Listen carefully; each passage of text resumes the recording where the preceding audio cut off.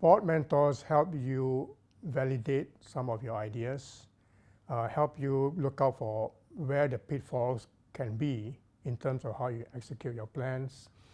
And also at the end of the day, the board mentor is a friend, right, that you can actually trust.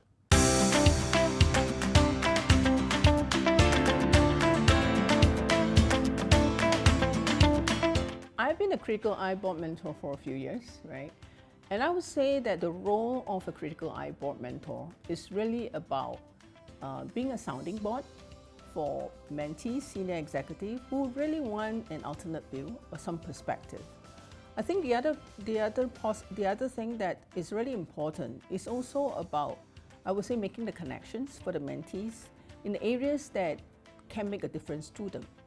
I've been a board mentor for several years with a handful of different executives from very different backgrounds and industries, and I think the relationship which one builds up of trust and ability to have a sounding board completely outside the company, completely outside the industry in most of the cases I've worked with.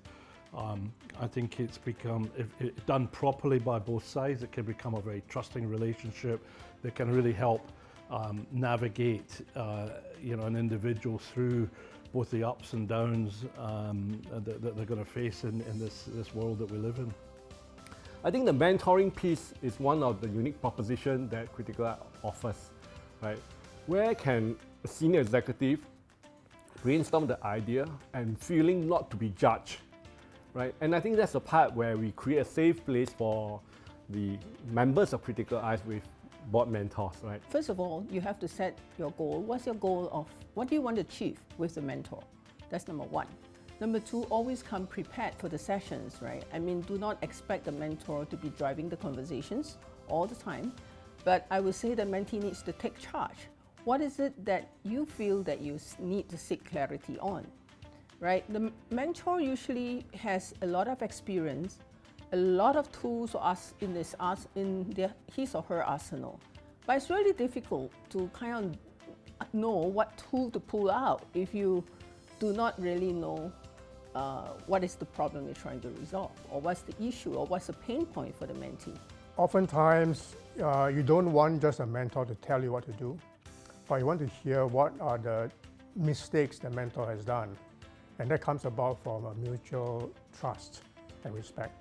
And if the mentor is willing to share with you or him or her, right, the difficulties and challenges he's gone through and why he has made all these mistakes, I think the learning is much more than just getting simple advice.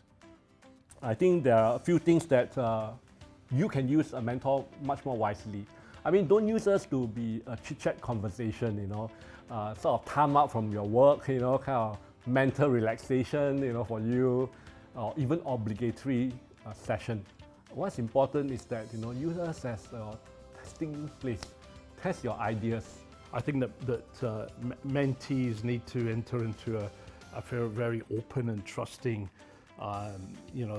level of discussion. The sort of discussion that they may have at home with their partner, the sort of discussion that is not a normal corporate hierarchical, which always is in any internal discussion of corporation. There's always a hierarchy, and I think being able to tap into that outside view, people's got very different experiences, and really generate trust and friendship through it, I think can help an awful lot. Mentees should try and be more vulnerable and open up, right? And really talk about true pain points. And I know that's not easy, but it's necessary for that level of trust to be built up so that a mentor can be effective in helping the mentee, right? I think Criticaleye has a very unique role to play in the development of an executive. You all talk about 70-20-10 learning framework. 70% learning by doing, 20% learning from others, 10% from a learning event. Where Criticaleye is uniquely placed is the 20% learning from others. And if you don't have a Criticaleye network, who do you learn from? You learn from your peers, learn from your existing network. All great stuff, but it just doesn't broaden your perspective.